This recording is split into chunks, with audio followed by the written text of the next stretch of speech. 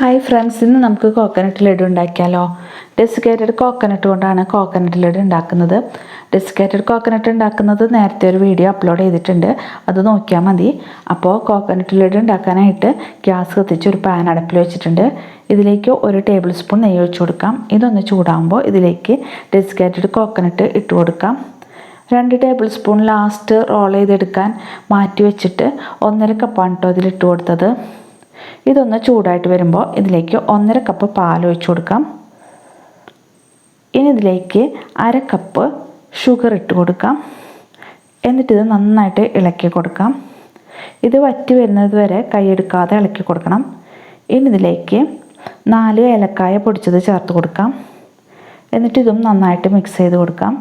ഇനി ഇതിൽ മധുരം പിടിക്കാനായിട്ട് 1 നുള്ളു ഉപ്പിട്ട് കൊടുക്കാം. ഇതും നന്നായിട്ട് മിക്സ് ചെയ്തെടുക്കാം. ഇനി ഇതിലേക്ക് 1/4 കപ്പ്, അതായത് 4 ടേബിൾ സ്പൂൺ പാൽപ്പൊടി ഇട്ട് കൊടുക്കാം.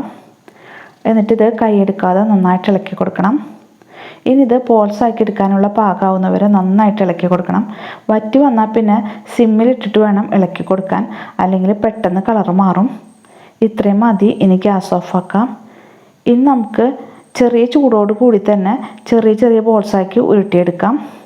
ഇനി നേരത്തെ ഡെസിക്കേറ്റഡ് കോക്കനട്ട് മാറ്റി വെച്ചിട്ടുണ്ടായിരുന്നല്ലോ, അതിലൊന്ന് ഈ ബോൾസ് റോൾ ചെയ്തെടുക്കാം. ഇതെല്ലാതും റോൾ ചെയ്തെടുക്കാനായിട്ട് 2 ടേബിൾ സ്പൂൺ ഡെസിക്കേറ്റഡ് കോക്കനട്ടാണ് വേണ്ടി വന്നത്. അപ്പോൾ കോക്കനട്ട് ലഡു റെഡി ആയിട്ടുണ്ട്. ഇത് നല്ല ടേസ്റ്റാണ് കേട്ടോ, തീർച്ചയായിട്ടും ഇഷ്ടപ്പെടും. അപ്പോൾ ഇത് തയ്യാറാക്കി നോക്കാത്തവരുണ്ടെങ്കിൽ ഉണ്ടാക്കി നോക്കിയിട്ട് ഫീഡ്ബാക്ക് അറിയിക്കണം കേട്ടോ.